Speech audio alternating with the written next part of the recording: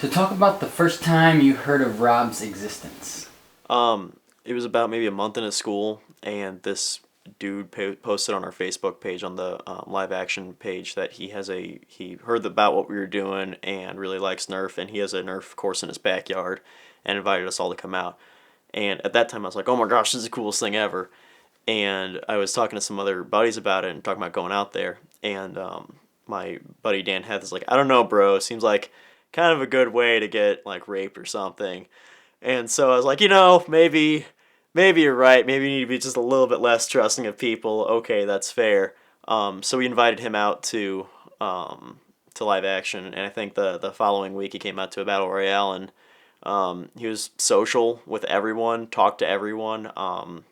Which is much more than everybody else does. They kind of find a person to just kind of stick with him. Rob was just very open, very talkative with everyone.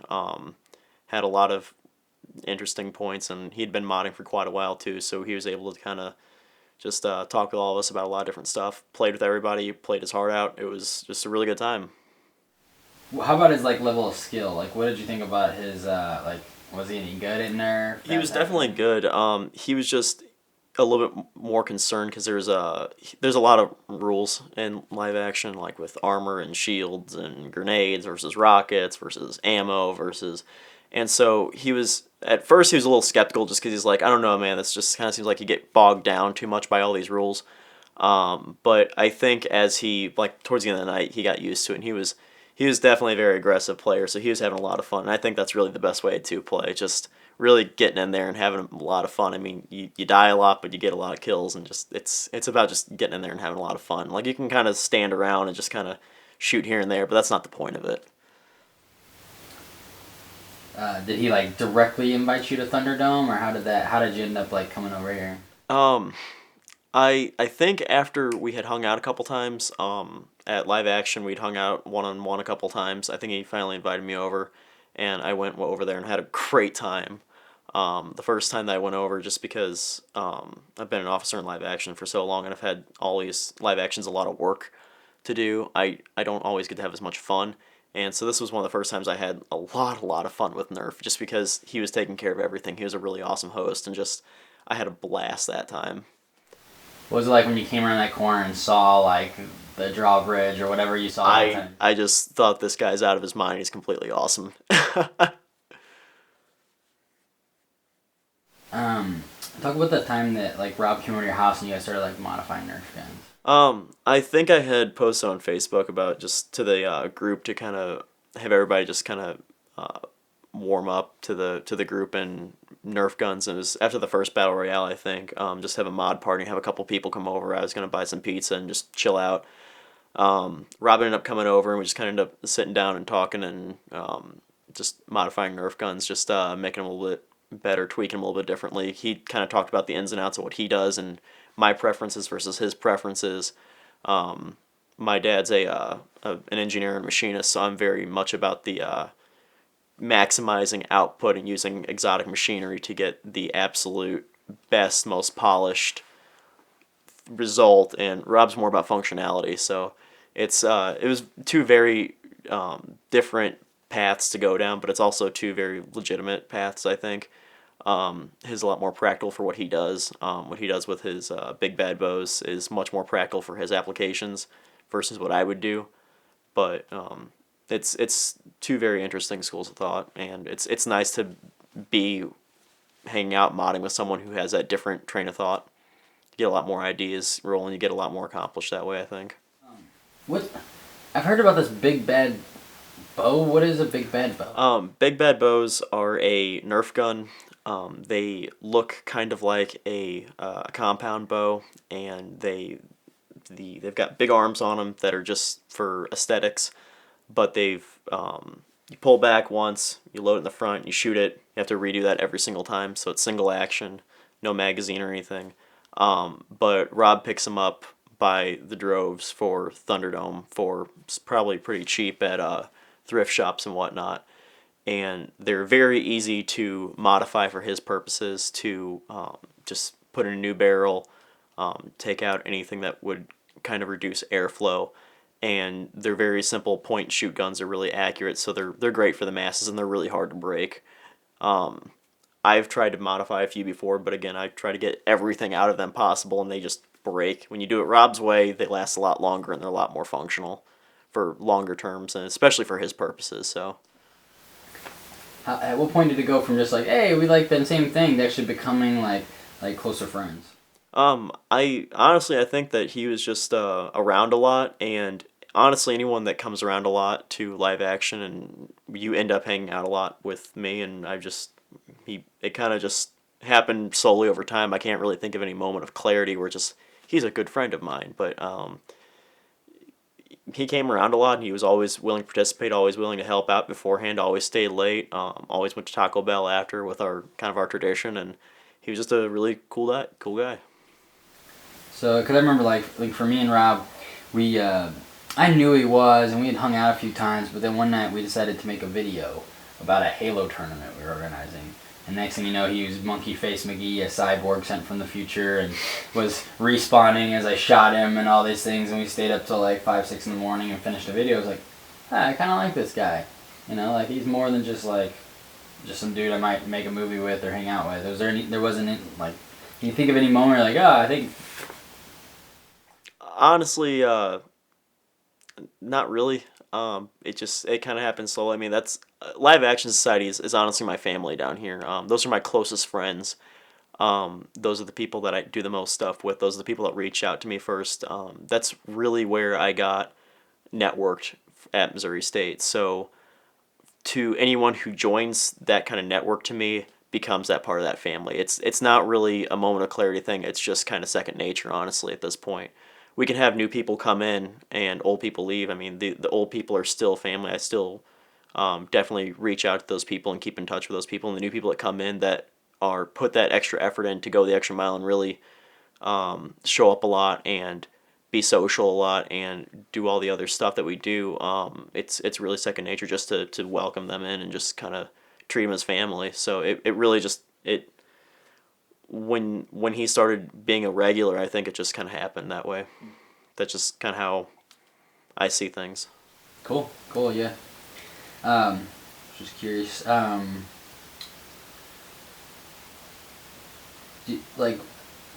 Did you ever? I know you said you thought Rob was crazy. Like, do you still think Rob was crazy? Yeah, a little bit. I think everybody's a little bit crazy, but Rob's just crazy in a little bit more flashy way, I guess. A little bit more atypical way. So, I mean, normally when you think crazy, you think people, that guy's got a really big boat that he really loves, or that guy's got a lot of cars, or Rob doesn't have a lot of stuff. He's not a very material person, but he's built a lot, and he's very social, and he's built this crazy environment around him, and it's a lot more practical than having a car or a boat, and I think he's doing a lot more than those people do. But everybody's quirky in their own ways. I think Rob's quirky in a much more positive way. I like that. I do. I agree. Like, I had my former stepdad was like crazy about car. People just get obsessed about these things when it's like, but they're usually just kind of like material things or things that mostly benefit them. Talk about HVC and Rob's role in HVC. Humans versus Zombies HVZ is at Missouri State, at least a week-long game. It starts with a bunch of humans who arm themselves with Nerf guns to protect themselves from zombies. Zombies physically tag a human to turn them into a zombie. And then once you're a zombie. You just can only spread the infection. Humans can't kill zombies. They can only stun them with Nerf guns. So if you shoot them with a Nerf gun, they can't tag anyone for X amount of time. Humans are put on missions to kind of make it more, develop the storyline. It gets pretty intense, actually. It definitely makes a lot of people, breaks a lot of people, builds a lot of really tight friendships. I've seen really tight friends get into screaming matches about different stuff. Just it's a very emotionally driven week. By that point, Rob was a regular, I think, and he jumped into it as much as he could. He was touring a lot, but he showed up when he could, and he was a hoss. He really want to just dive into it and get as deep into it as he could.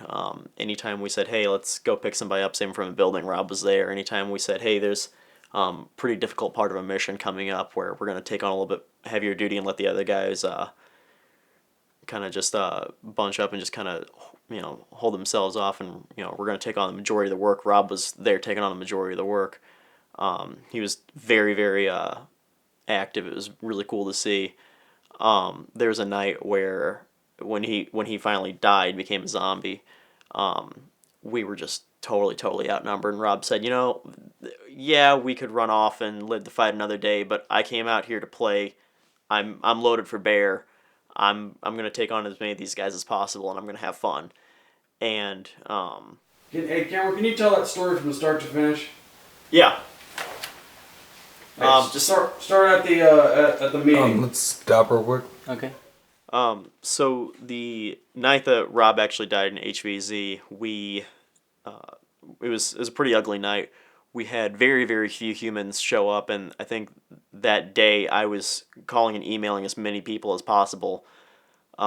We had a lot of people emailing through the Missouri State email as well as just like Facebook email, just trying to get as many people as we could to show up. The horde that night had just record numbers show up. It was like, ended up being, I think, about 77 zombies to about 17 humans. It was pretty disgusting numbers. The mission itself, we had to find an NPC, and we had to take him to a location and hold that location for like 10 minutes. And by that point, the zombies would have revived at least 2 or 3 times. And we could hold off one wave, maybe, but we definitely couldn't hold off 3. And so most of the kind of upper players that are a lot more in depth are and take a lot more of a heavy role to it, kind of decided to live to fight another day, and we were just gonna start the mission so we could get that benefit from it, and then just run like hell. Rob came out loaded for bear just like the rest of us, and Rob pretty much said that, guys, I came out to play this game. I can understand why you're doing this, but I came out to play this game, and I'm going to play this game as hard as I can. And I'm going to fight him off and try to do the mission and play as hard as I can. And we all try to convince him not to, but he's like, no, I'm doing this. Like, if you guys want to run, that's fine. I'll hold him off, and then I'm going to try to complete the mission if I can, but I'm going to do this. And I think he had like 2 machine guns in both hands, and he had another across his back, and he had another across his back. So he was loaded for bear. He had a big like vest on with like mags and mags and mags and mags and mags. The guy must have had 300 plus rounds on him. He was a one-man army. So the mission started. We all ran for our lives. That was terrifying, just because the horde usually does a group roar together right to start the mission, and just hearing all those people just scream from across campus, it gave me chills, and we just started running as hard as we could. And Rob and I think another 2 or 3 guys stayed behind to do the same deal, but it was we lost Rob that night. He probably just got overcome by a boatload of zombies. I know he took down a lot of them before he went. We actually had a guy sneak around and actually finish the mission completely, not bothered by the zombies at all. And our reward for that night was some cure vials, so anyone killed that night could have been brought back. And so first person we called up was like, Rob, we got a cure vial. We're going to bring you back. I was like, no, man, I'm being a zombie now. I was like, what are you talking about, man? We need you. We literally need you. And he's like, I played my hardest. There's no way that I could redo that night. There's no way that I could have as epic of a night as I had that time. And I'm going to play. I played as hard as I could as a human, and now I'm going to play as hard as I possibly can as a zombie. And part of me didn't want that just because I love playing with him. Part of me didn't want that because I figured that as he made an awesome human, he was going to make a terrifying zombie. And I understood where he was coming from, and I think about 3 or 4 of us called him that night just trying to convince him to come back over. He wouldn't do it, so I definitely give him props for sticking to his guns, and he definitely played as hard as he could as a zombie. He was a terrifying zombie. That was great, man. That was really good. I started to get all into it as you started to tell it. It was so good.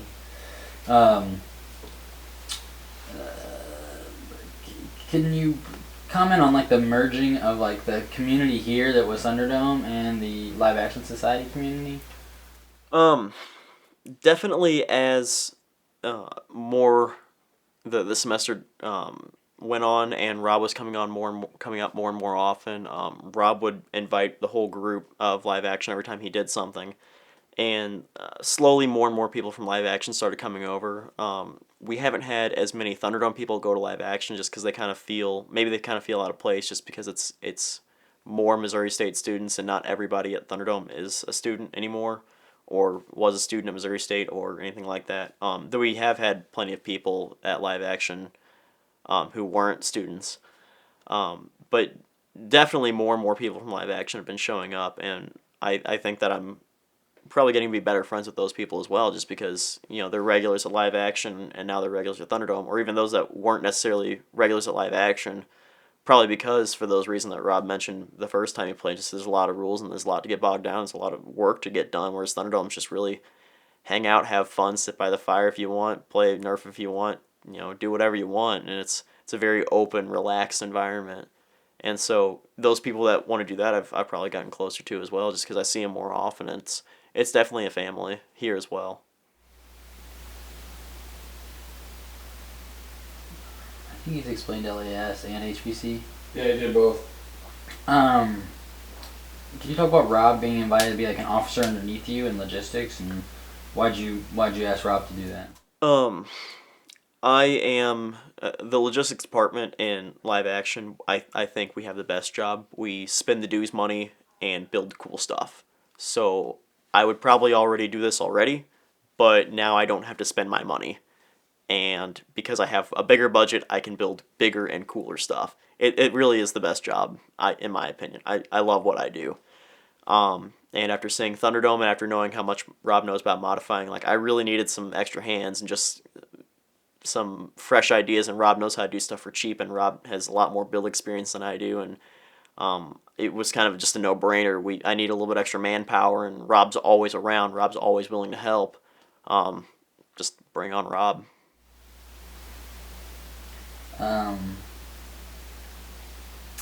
How about kind of a switch at Rob talking, saying, "Hey, I want you to be more involved in Thunder Ranch." Like, how did you feel when he said, "Hey, I want this kind of to be yours. Like, I'm gonna be on the deed, but I want you to take this and make it your own." That was kind of, I guess, the idea from the get-go, I think. Not so much in actuality, but just so much that I was really excited about him getting that land, and we were already spitballing a lot of ideas all the time about we could build this, we could build that, we could do this. And when he finally actually had property, I was really excited to go out there. I had actually missed the first walkthrough that he had done before he owned it, but the first time that he walked it as an owner, and we started doing a little bit of work there, just clearing brush, I was out there, and I absolutely loved the place. I just loved the idea, and I just honestly just doing hard work and manual labor. It's really relaxing for me. I can really just enjoy it and just kind of be out in nature and be quiet and just do work and have a good time. And Rob's whole thing is he built Thunderdome with a bunch of people, and it kind of evolved into all of their ideas, and he wanted Thunder Ranch to be the same deal. And so we had a lot of spitballed a lot of ideas and talked about practicality, talked about feasibility, and worked together on a lot of things, and it just kind of became that to me, honestly. I took a lot of pride in my work there, and I took a lot of pride in what I did there, and I know he did as well, and I think it just kind of evolved into that without an actual being directly worded that way. I think it was that long before he actually told me that in as much words. Can you talk a little bit about your life before LAS, maybe before Rob, before how long were you involved in LAS before you met Rob? I was involved in LAS for, I guess, 2 whole years before I met Rob. Okay. At the girlfriend that I'd had in high school when she was in college, saw that I had started playing a little bit of Nerf over the summer with my friends in our backyard just to have something to do to kill time. Basically, we were too poor for paintball. And so we had a couple Nerf battles, nothing crazy huge or anything, or any crazy rules or anything. but she had seen that I had done that, and she had just said, hey, there's actually a group on campus that plays Nerf. And I checked it out, shot him a couple messages on Facebook, hit him up with the new student festival as a freshman, as an incoming freshman, and hit it off with him right away. Like, we were talking about modding and doing all kinds of stuff, like, right away, and just, I went up to the first Battle Royale, and I loved it, and I think I didn't miss a single Battle Royale that semester, and I was brought on officer board the following semester, and I've been pretty much involved the entire time. That's my one thing that's been a constant for me so far down here, is that group of people and doing that. And feel free, you can feel free not to, any question you can feel free not to answer, but I was just curious, you could tell me a little bit about that relationship with that girl and how that, and I obviously know you're dating Shannon now, like kind of what happened and how that influenced your life. We were high school sweethearts. We met at church. She was really, really obsessive. I need me time. I'm a social person, but I'm not that social. She didn't understand that.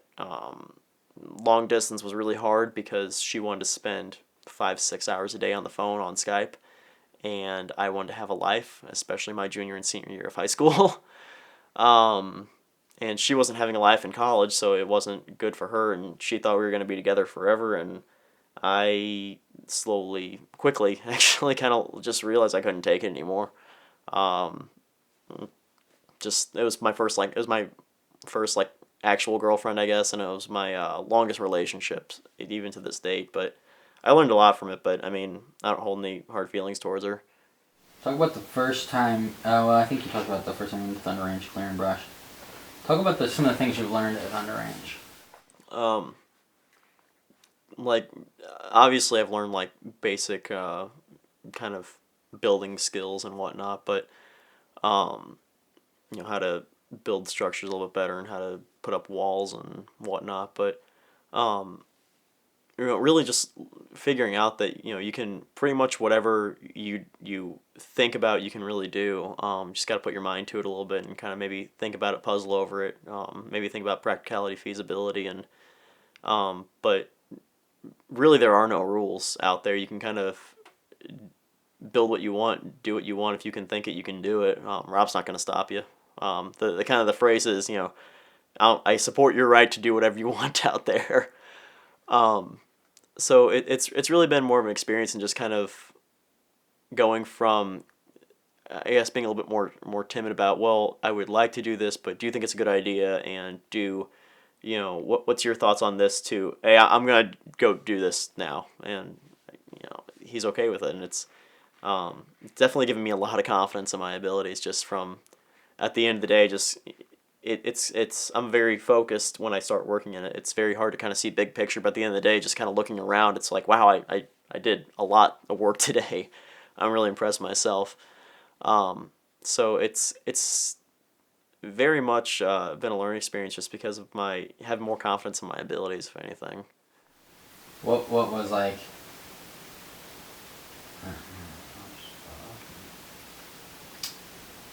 So, can you talk more about that confidence level, like how that's affected being able to do those types of things, and on all areas, like how's your confidence grown through the process of being involved with this? Well, honestly, at this point, school wasn't going very as well for me. I just kind of felt like I was spinning gears with school, and really, my whole kind of day just kind of focused around waiting to get out to the ranch again, doing whatever it took to get through work, get through school, but get out to the ranch again, and just because I really did feel like a different person out there. I felt a lot more confident. I was a leader out there.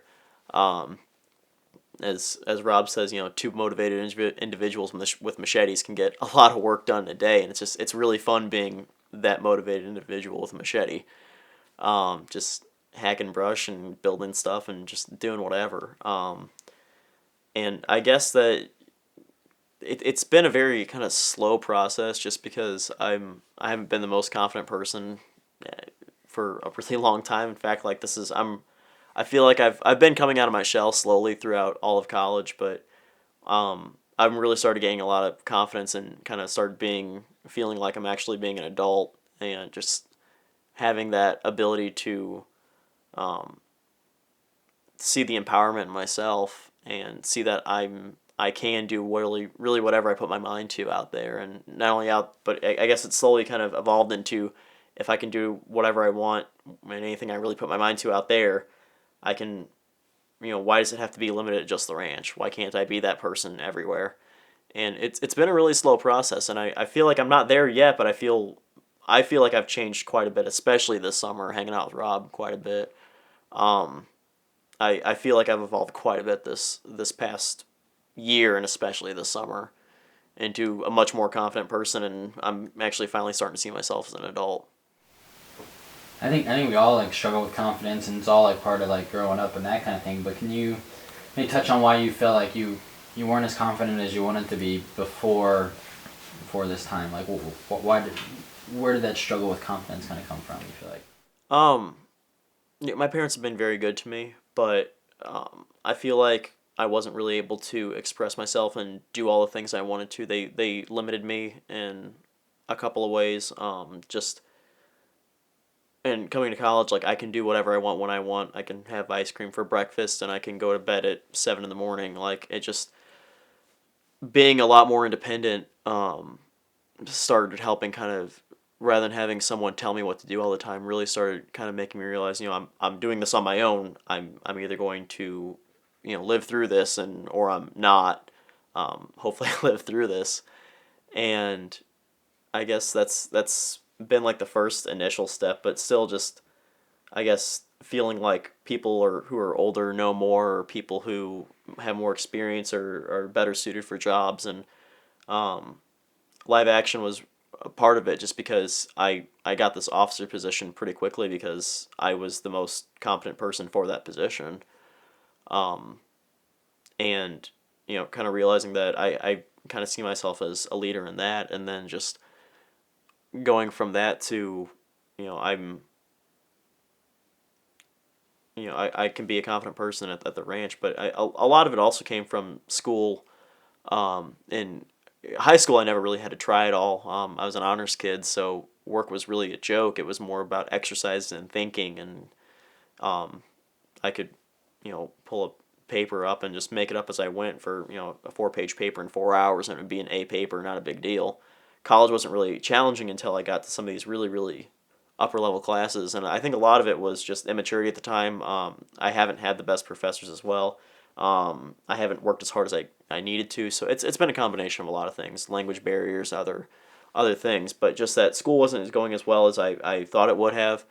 I thought that college would be honestly just as easy as high school, and I really thought that, well, I was an honors kid in high school, so I didn't really need to try that.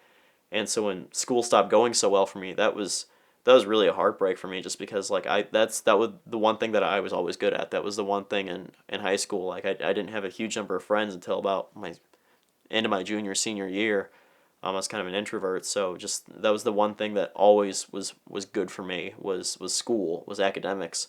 I was really involved in band in high school, but band friends weren't always the best friends, and there was a lot of drama that went on with that, and just school was the one constant that I was really good at. So being able to do that easily, and then no longer being able to do that easily, and even then, like, working really hard and trying really hard and studying really hard and still not getting those results was just really devastating to me. So I lost quite a bit of it even after coming to college a little bit in that regards, and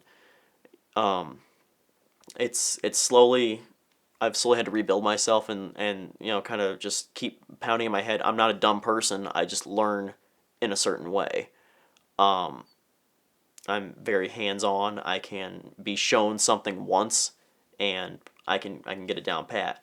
I don't learn by being talked at. I'm not an auditory person at all. Even if I write something down, it helps a little bit. Even diagrams and pictures help a little bit, but I'm a very skill-based learner, which is why I think Thunder Ranch has been also a huge learning experience for me, just because it's all skill-based. Like, all the book knowledge in the world won't help you out there, but being able to learn by application, and then do it repeatedly and do it better, from developing that skill, and realizing that I am getting better at this, like that was a real confidence booster. Awesome. Just try to. Him? Oh, okay. How about do you feel happier now after being involved with Thunder Ranch and? I don't know about happier, but I would say more motivated, and I would say more confident in my future. And Can you rephrase the question and say, after being involved with Thunder Ranch, I am okay.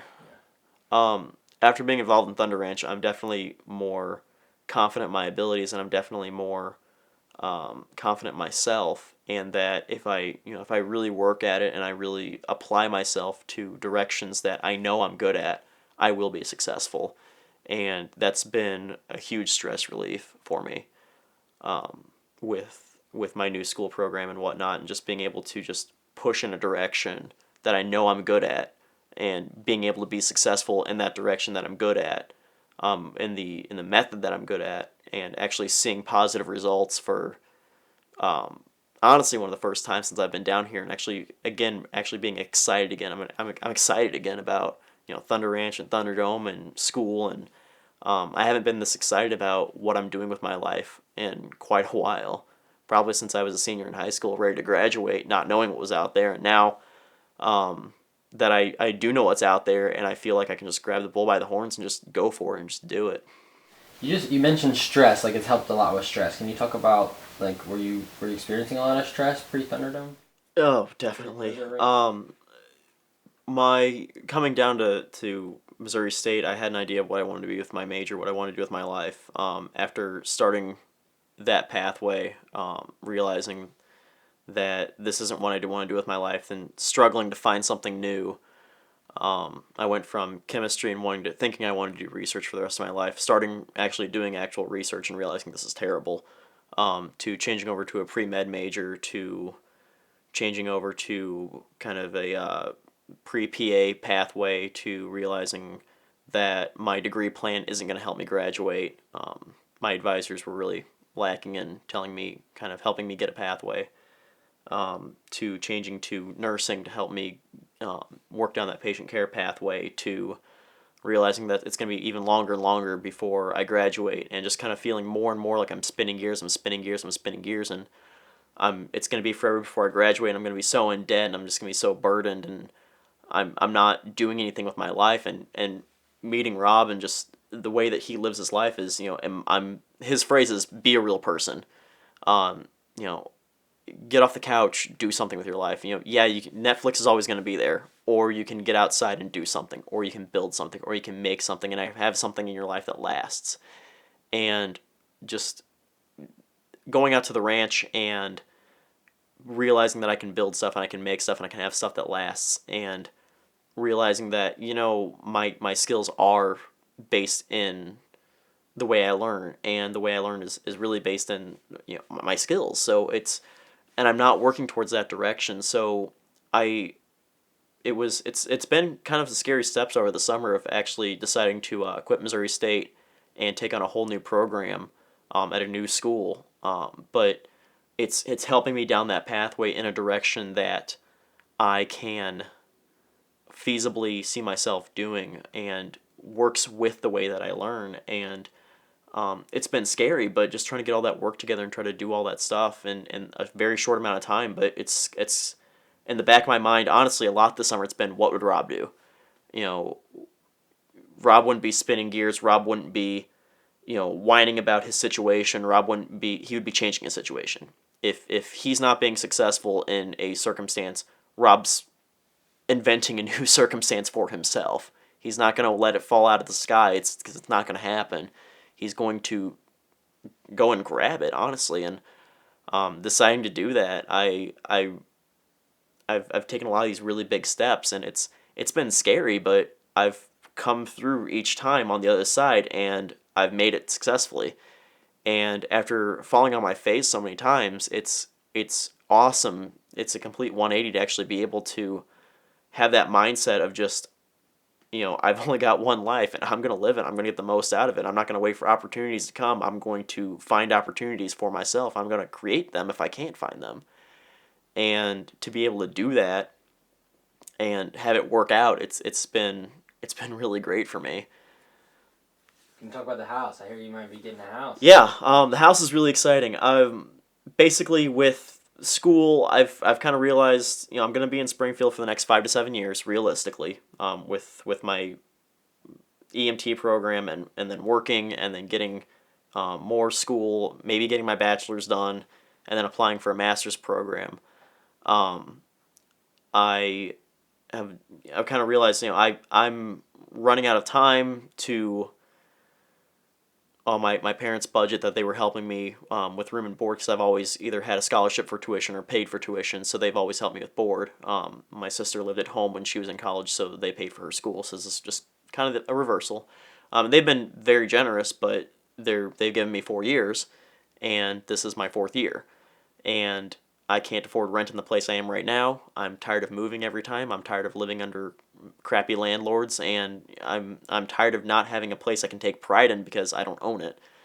And so I'm thinking a little bit about buying a house, and in 5 years I can either have paid money to maybe 5 different places, lived in 5 different places because I haven't been happy, not built any equity, not built anything for myself, or what would Rob do?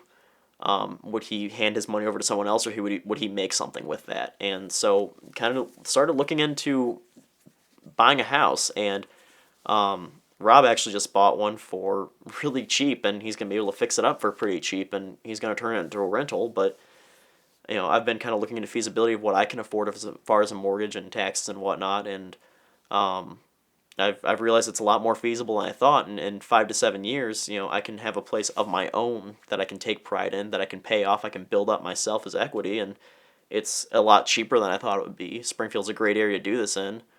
My parents are actually behind me on this one. They said I have to pay for it myself, but they'll co-sign for me to at least help me be able to secure the loan and secure the lower interest rate. And I feel really confident in my abilities to this is another task and just get it done. It's something I'll be good at. I can build things, I can fix things, I can do things like that. It's really just the financial scary. I have a job, so it's not that scary. It's really just, looking at the market, looking at my timing for school and for money and for trying to get all the paperwork done for securing a loan through a bank. But I've never done that before, but I'm sure I can figure it out. I'm at the point right now where I'm slowly asking questions. I didn't know the questions at first, and now I at least kind of know the questions to ask, and it's working towards that direction. But if you don't know what you're doing, you don't know what questions to ask, so learn the questions and just keep moving in a direction. You can't stay stagnant. And not having anything against anybody who rents, but I'm going to be here for a decent amount of time, and I have the ability to secure a loan and get a house for myself, so why be stagnant? Why waste your time and your money? And that's at least my opinion. Just don't be stagnant. I've only got one life. Why should I not do something with my life? Why should I not be building something? Why should I not be making my situation better? Great.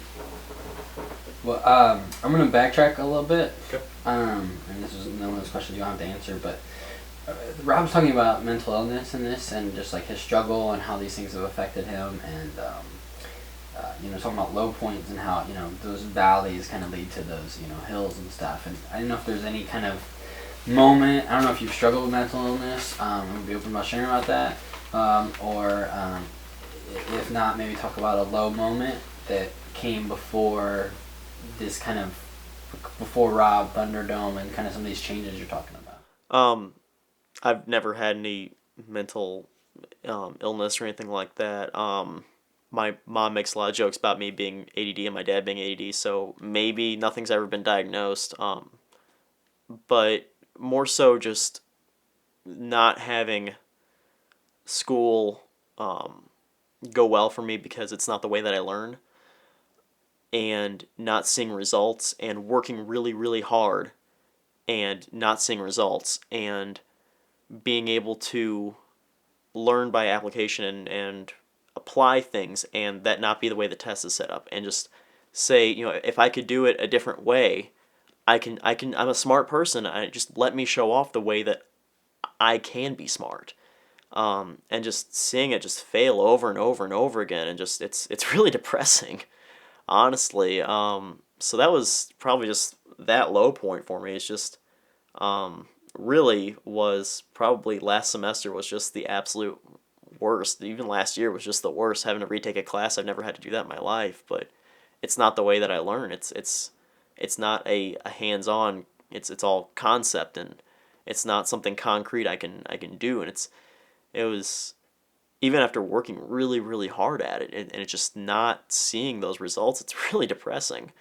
Is there like a moment, like, can you like almost give me a visual of like where it's the hardest? I mean, is it just like kind of freaking out in your room? Is it just something in a test, ripping it up and running, like storming out of the room? Is there some kind of story? I think it's just after studying for hours and hours and hours and hours for a test, and being up super late and just working my butt off, and waking up, going to school, going to class, taking as many notes as I could, working on studying through my lunch break, going to the rest of my classes, going to work, getting home, studying, just working my butt off, not partying on weekends, not drinking on weekends, just so I can be clear and be focused and study more, and getting that test back and having a D, and just, what did I do wrong? Because there's people next to me who barely studied and got A's. Like, I'm a smart person. Why is this not working? And I'm not trying to be arrogant saying that I'm a smart person, but I feel like I'm an intelligent person. I'm not being able to showcase this, and this is one thing that I was always good at, and just this isn't going well for me. This isn't fair. And just after having that happen just over and over and over again, it's very, very depressing, and just feeling like I'm going to be in school forever because I'm having to retake these classes. And my plan was already a really long plan, and now it's going to be even longer, and I'm just spinning gears. I'm not going anywhere. And seeing some other friends who are going a lot of places and doing a lot with their lives, and seeing other friends who are in a worse boat than me, but just I don't want to get to that point.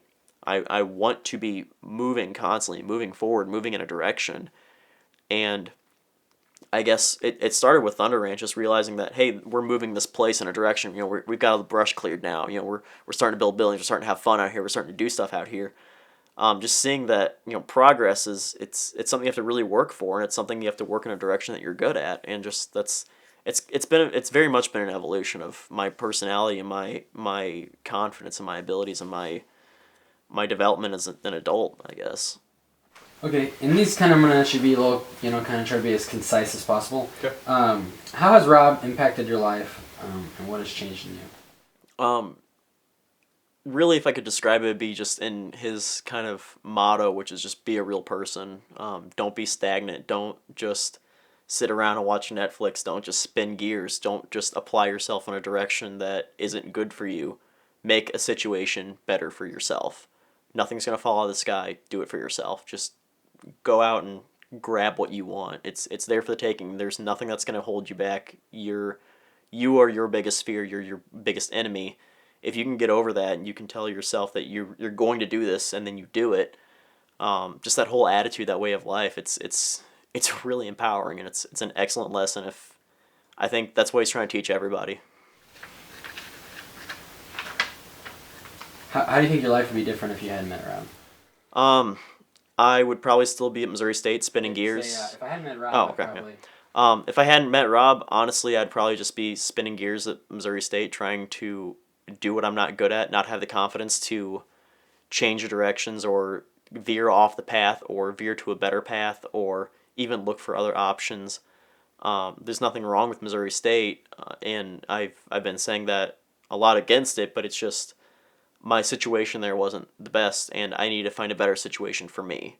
There's a lot of people where that is a good situation, and props to them, but for me, just being able to have the confidence to seek out a different situation, or if it's not there, make it.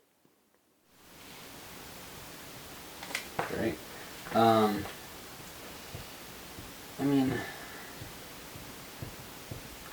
okay, I'm just gonna ask this question. I don't know if I like it or not, but you can just ask it. It's kind of, are you happy that you met him? I'm very happy that I met Rob.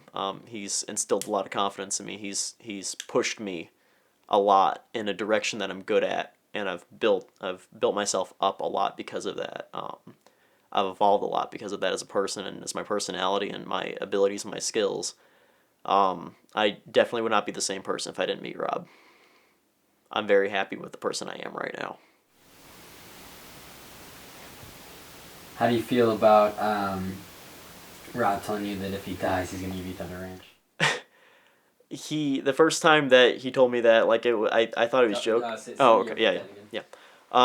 When Rob had actually told me that if he dies, he's gonna be leaving the ranch to me, I thought he was crazy. I was like, I hope you're not planning on dying on me. And he's like, it made sense that he does think about death a little bit more, having that near death experience than other people have, but just that he saw me as a good heir to that empire that he's building.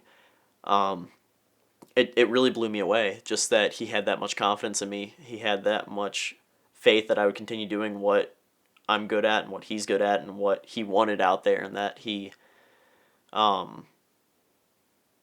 just to carry on his legacy of be a real person, get off the couch and do something and build something and make something, and just it really blew me away that after meeting him for that short of a period of time that he trusted me that much and I meant that much to him. It really it meant a lot and it really took me off guard. Have you ever heard Rob talk about the idea of the two questions? The what breaks your heart and what makes you come alive? I'm trying to figure out a way to put those together. Yeah. Do you know how you would answer those two questions? I can, for what breaks my heart, I'm not sure how I would answer that, but what makes me come alive is feeling this.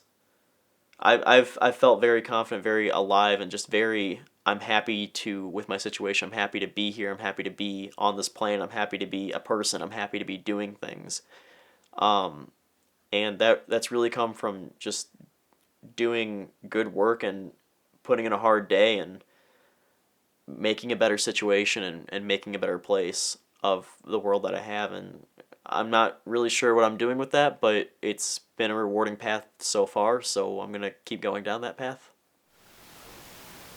What is your dream for your future? Kind of like, past this next house, past, kind of the EMT thing. What is your vision for the rest of your life? I've been saying for a long while I want to do PA school, and that's really only a means to, I guess, a job.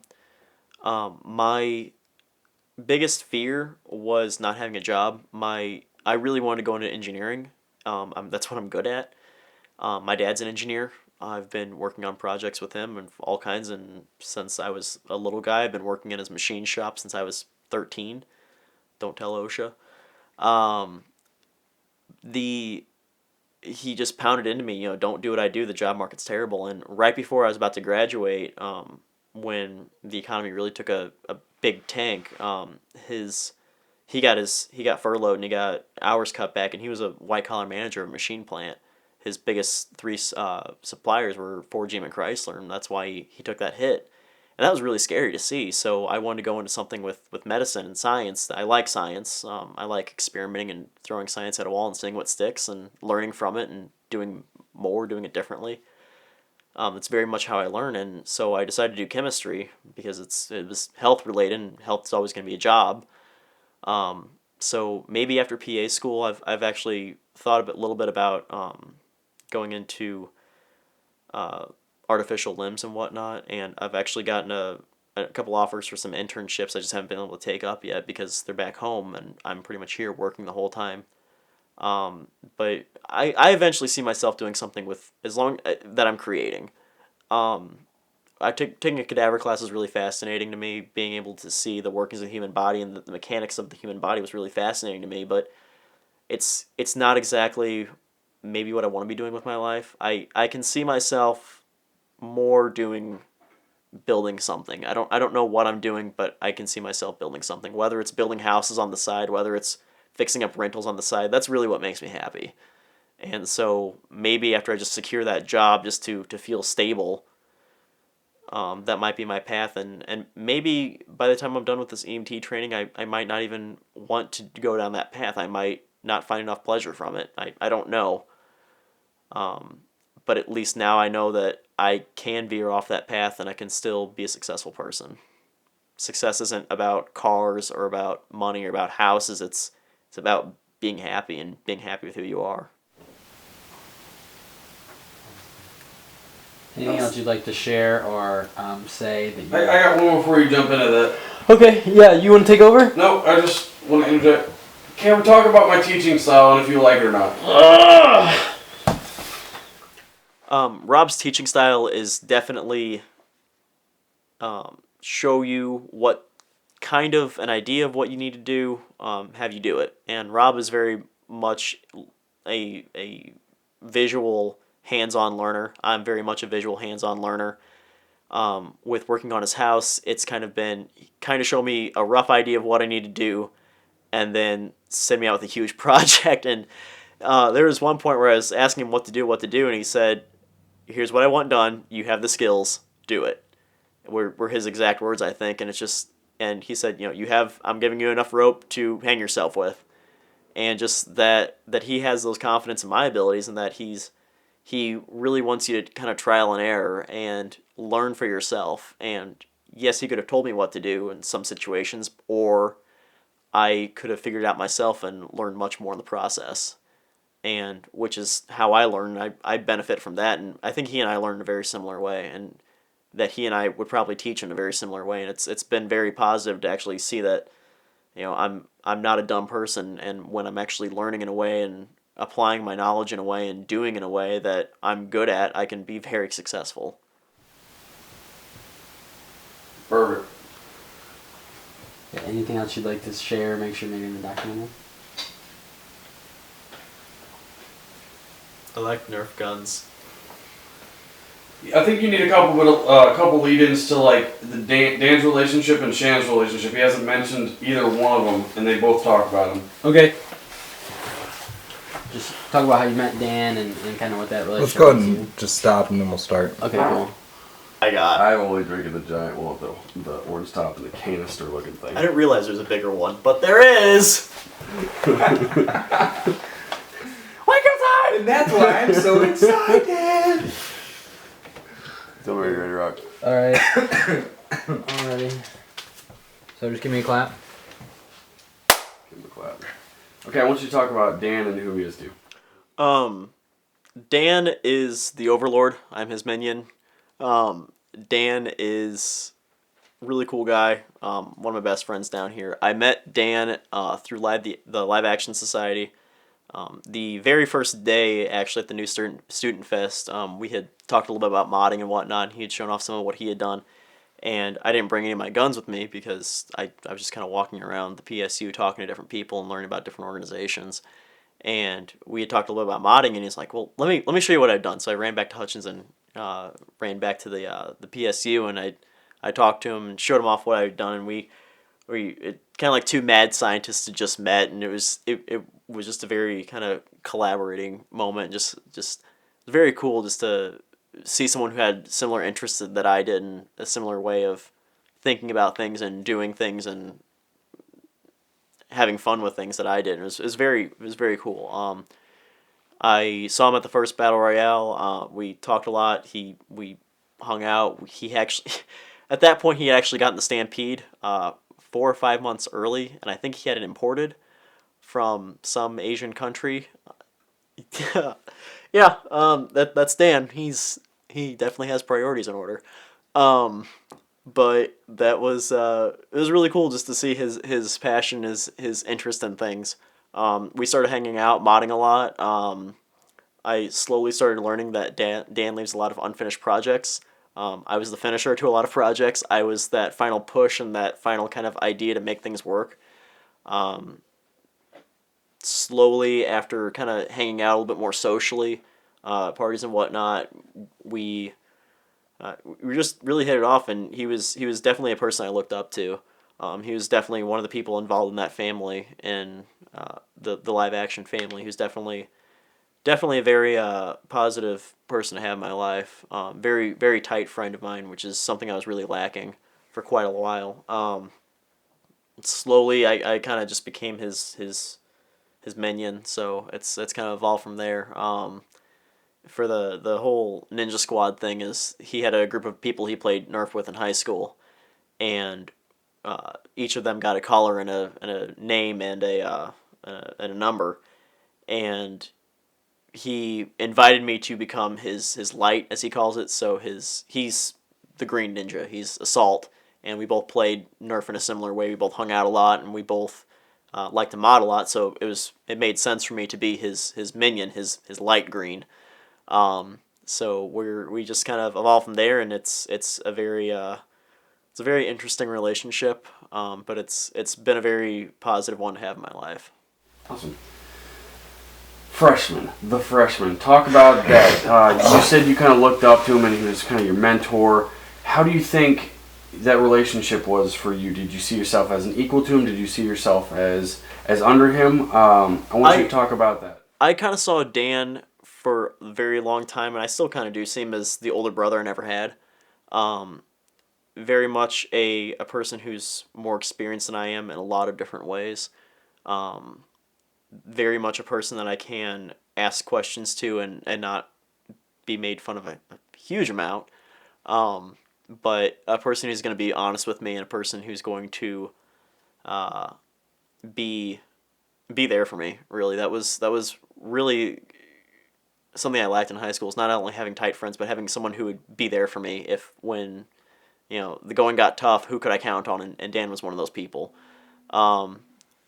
I think some of the people in live action started calling me freshman just because I was the person that was always there, and I was the only freshman in that group, and it was freshman with a capital F. So it wasn't just freshman like generic.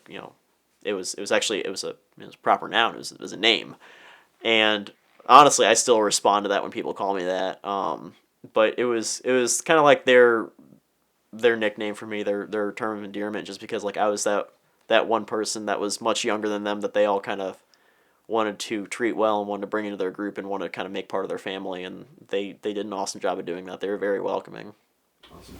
Now contrast the Dan as the older brother type, and then contrast your relationship with Rob. Do you think you see Rob as an older brother because he's much older than Dan, or do you think he sees you more as an equal? And talk about that. As far as my relationship with Rob, I think that he definitely sees me as an equal in regard to knowing that I'll be there, knowing that I'm a person I can count on, he can count on me.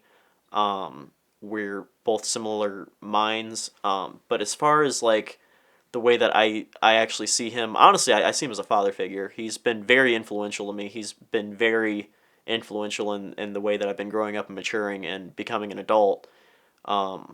I very much value his friendship, and I would like to one day consider myself to be an equal to him entirely, but for now, I very much look up to him. I very much see him as a father figure. Dude, you're an equal. That's the kind of whole point of it. And we talked to Dan, he's like, yeah, he's kind of like the little brother, and I asked Dan, do you think it's been good to hang out with Rob? And he says, I think Rob was kind of the first person who kind of treated him like an equal, not kind of like the little brother. So that's what I was getting at. You answered the question perfectly.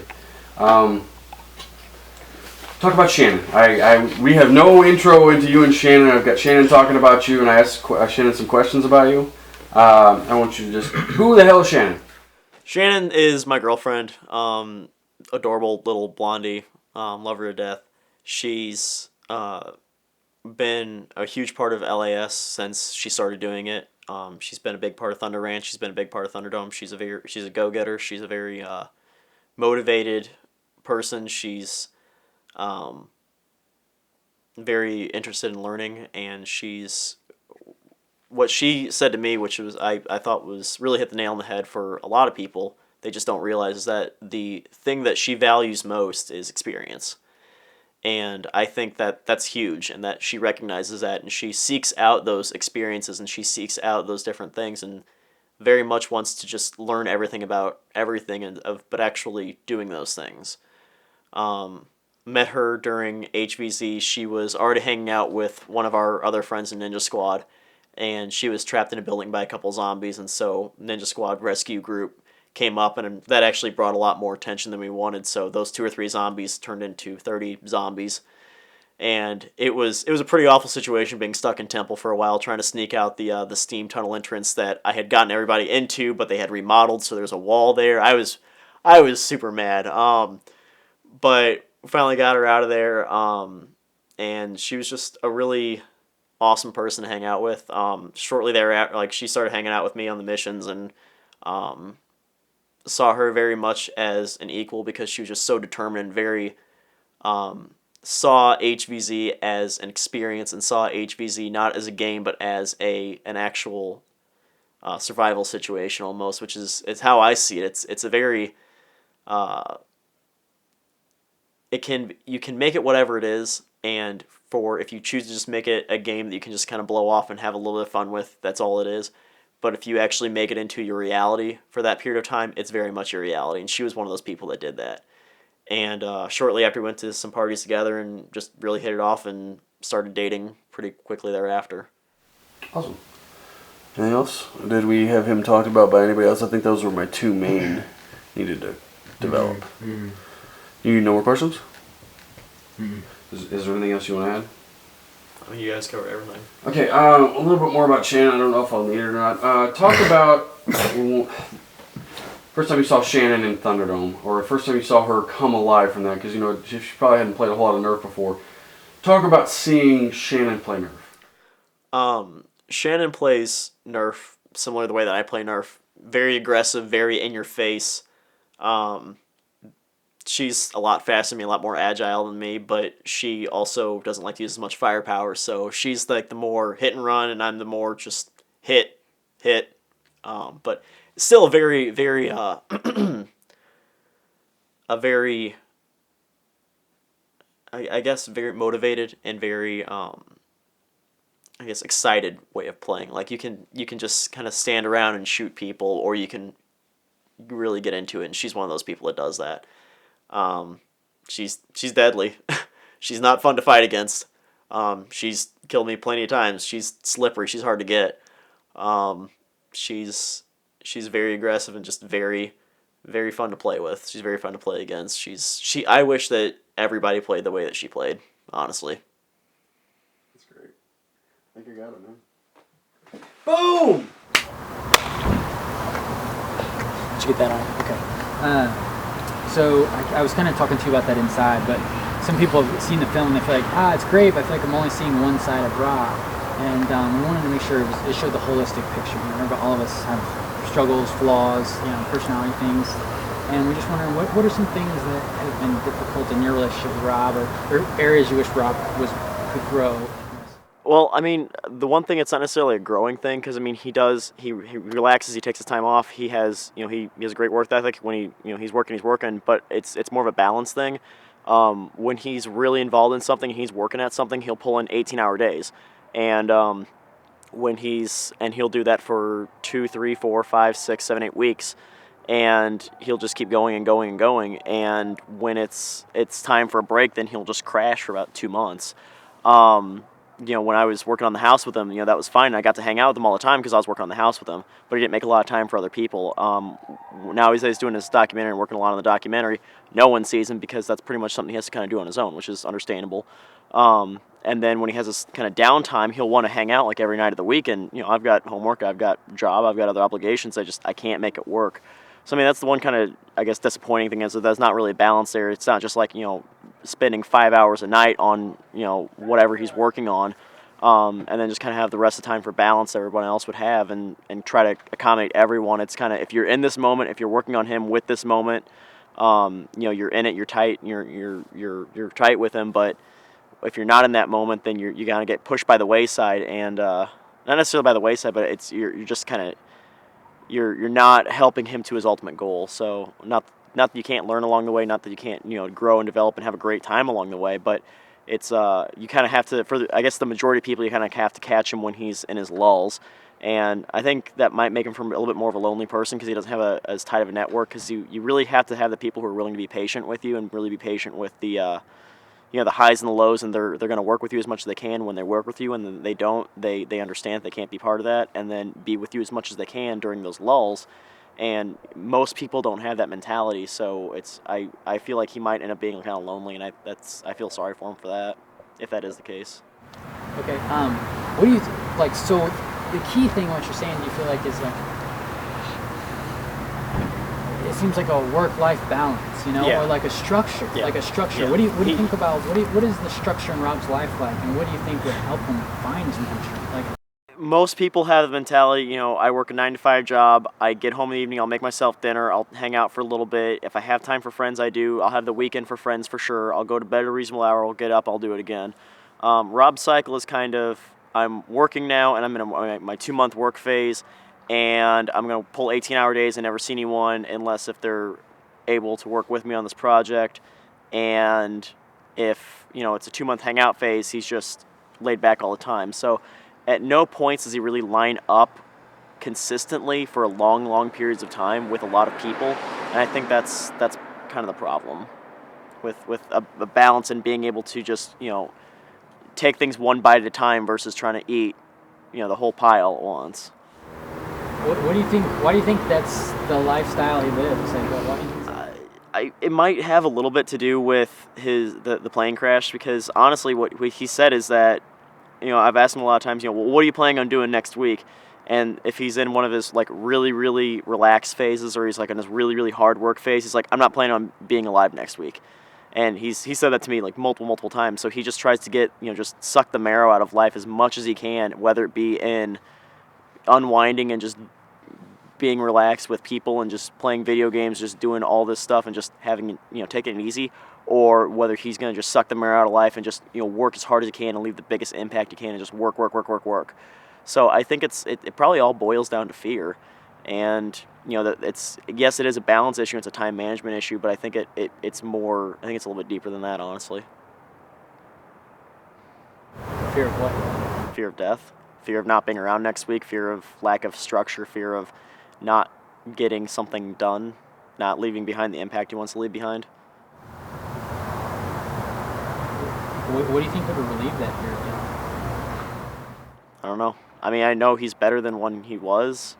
I feel like maybe if he would pick like like the Thunderdome documentary is kind of about his life statement, his life thesis, and I feel like if this really launches the way he wants it to, and he's really able to kind of fully express like the last pretty much since his birth till now, and what he's really been striving for that entire time, and he's really able to kind of develop and he's really able to, I guess, produce and showcase that crescendo of his life, he can finally, you know, realize that he has lived a really full life and he has a lot more time with him. So maybe getting this documentary done and being able to kind of look back on it as this is the showcase of his life's work and his experience, he can be proud of that. Whether it sells 4 copies or 4 million copies, I think as long as he's proud of that, that might take some of that stress off. Anything else you wanted to add that maybe I didn't touch on? Just that, you know, when we're talking about people getting left kind of like on the wayside of things, you know, I haven't really hung out with Rob in probably 3-4 months for a while, just for any length of time at all, just because you know, he's been busy with HVZ, he's been busy with the Thunderdome documentary, he's been busy, you know, trying to fix up Thunderdome and all that stuff, and I've been busy on my own time. But when I, you know, ask him to hang out and stuff like that, he just doesn't really have time for it. So, you know, it's just kind of, but I'm still there for him. So, you know, if he hits me up and, you know, next week and wants to do something and I'm free, I'll totally hang out with him. And I'm still gonna, you know, text him and try to invite him to stuff and whatnot. And if we can line up, we can. But I feel like a lot of people don't do that for him. I guess that's the one thing that I feel bad for him on, is that I don't know if a lot of people are willing to put up with that kind of lifestyle of his. Hold on, we got a cat about to bust our shot. Okay, I think we're good. I think that was good. I think I experienced that. You know, so I know what you mean being friends with me for a long time. It's just like, I gotta go. It's like, all right, well, you could just relax and talk to me for a minute, and we can figure it out, and we'll move forward or something. You know, it's just this. But cool. I think that's be helpful. I think I don't know where it'll fit and how it'll fit in the film, but just showing that. So I appreciate that. That soundbite and